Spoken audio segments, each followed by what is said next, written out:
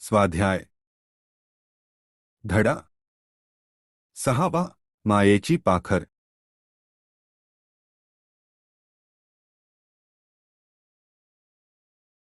प्रश्न पहिला एका वाक्यात उत्तरे लिहा. पाहुण्यांनी अगोदर जेवायचे का नाकारले? उत्तर वसतिगृहातील हे जेवण तेथे राहणाऱ्या मुलांनी केले असेल ते चांगले नसेल म्हणून पाहुण्यांनी अगोदर जेवायचे नाकारले.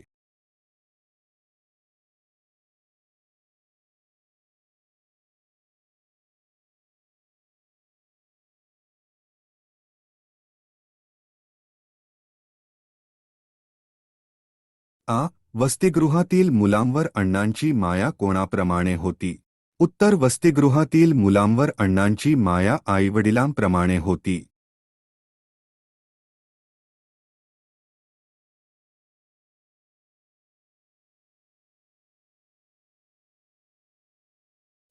अण्णा आयुष्यभर कोणाच्या शिक्षणासाठी झटत राहिले?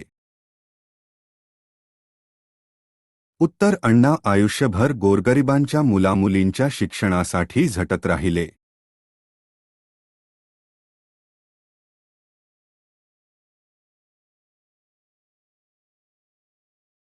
कर्मवीर भाऊरावांनी कोणत्या शिक्षण संस्थेच्या माध्यमातून शाळा सुरू केल्या? उत्तर कर्मवीर भाऊरावांनी रयत शिक्षण संस्थेच्या माध्यमातून शाळा सुरू केल्या.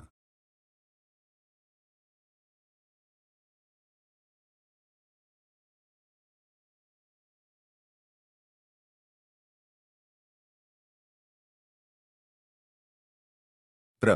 2. गायलेल्या जागी योग्य शब्द लिहा. संस्थेच्या आवारात एक मोठे झाड होते. वडाचे.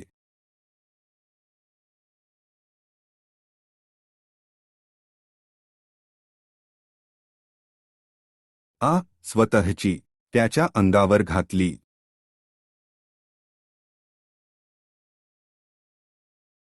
कांबळी.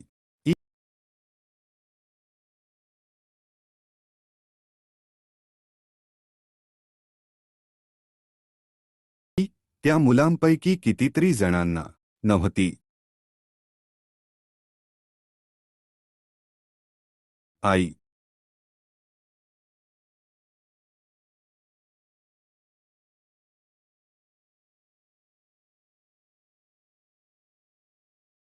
अण्णा, आपण खरेखुरे या मुलांचे आहात.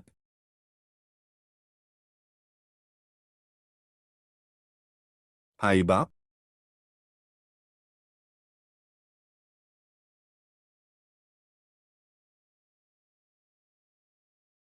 कोण कोणाला म्हणाले? आता इथंच मुक्काम करा.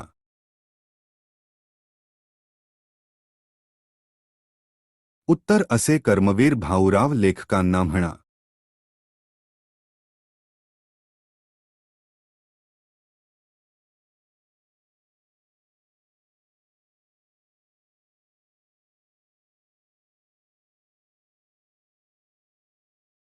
जा रे, स्वयंपाकघरात काही शिल्लक असेल ते घेऊन ये बघू. उत्तर असे कर्मवीर भाऊराव वसतिगृहातील एका मुलाला म्हणाले.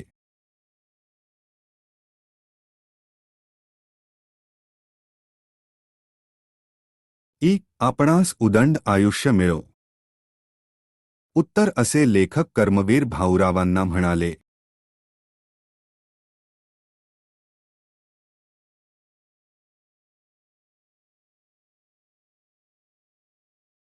प्रश्न 4. थोडक्यात उत्तरे लिहा. लेखक उपाशी आहेत हे समजल्यावर अण्णांनी काय केले?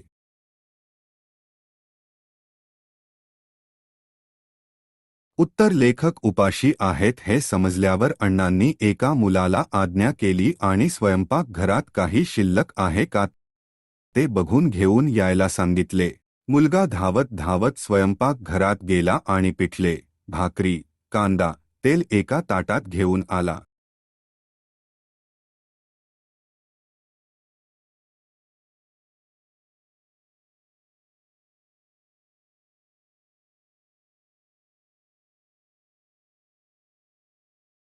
मध्यरात्रीनंतर कोणता प्रसंग घडला?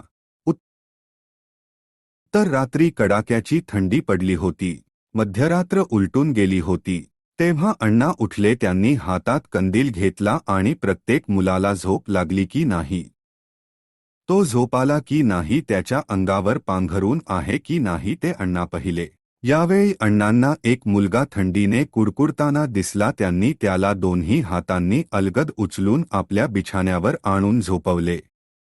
स्वतःची कांबळी त्याच्या अंगावर घातली आणि त्याला आपल्या पोटाशी धरले. तो मुलगा त्यांच्या उबेत गाढ झोपी गेला.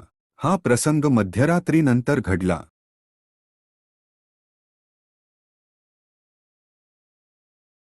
की सकाळी उठल्यावर लेखकांच्या तोंडून कोणते उद्गार निघाले?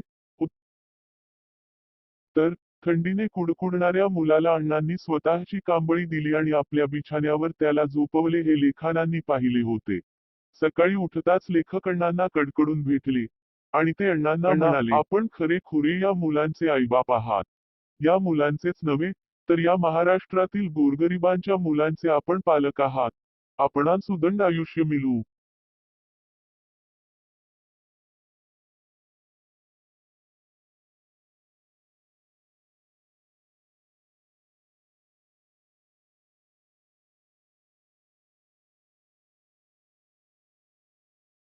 धन्यवाद. लाईक करा, सबस्क्राईब करा.